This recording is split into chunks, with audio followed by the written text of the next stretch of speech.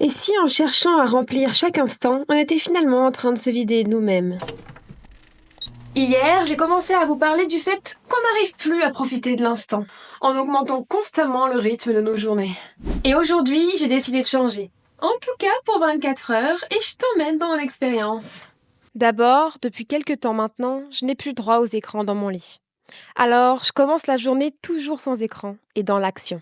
Je me prépare mon matcha et pour une fois, je ne vais pas regarder de série, écouter de musique ou lire de livres en même temps. Non, je vais juste déguster, profiter de chaque gorgée, de chaque bouchée de mes biscottes au beurre salé. J'ai ensuite fait ma skincare. Seulement prendre ce temps pour bien appliquer chacun de mes produits en pleine conscience. Mon esprit bien concentré à me faire du bien. J'ai même pris le temps de me masser. Et puis j'ai travaillé. Seulement travaillé, sans distraction possible. Enfin si, la fenêtre. Bon, ça c'est juste dû à mon esprit qui a beaucoup de mal à se concentrer sur qu'une seule chose à la fois. Puis j'ai fait un tour au parc. Je suis sortie de chez moi, sans musique dans mes oreilles, à l'écoute des bruits ambiants de ma ville. Du parc, paisible, et pour une fois, je n'ai pas travaillé ni lu de livre. Non, j'ai regardé les grenouilles croasser, la tortue bronzer, les canards se chamailler en me connectant complètement à ces instants. Et je me suis ennuyée, un peu.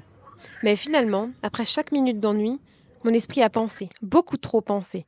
Et j'ai fini par écrire 1000 idées dans mon petit carnet qui me sont venues de nulle part. Juste en me laissant quelques heures de répit mental, mon cerveau s'est comme libéré d'un poids pour enfin créer quelque chose de toute pièce. Agir concrètement. Je suis là depuis tout à l'heure, moi.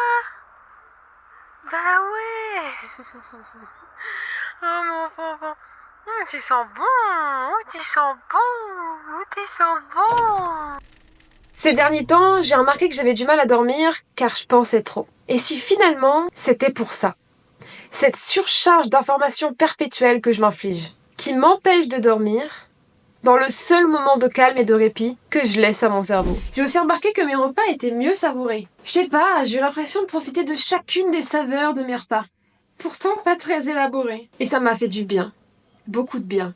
Mon cerveau est tellement accro à l'information que je me suis sentie frustrée par moments, par l'ennui. Et à contrario, j'ai enfin senti un peu de détente. De l'apaisement même.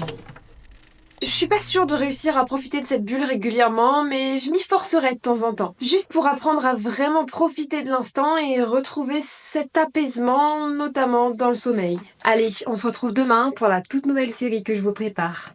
Petit indice, ça parle des peurs.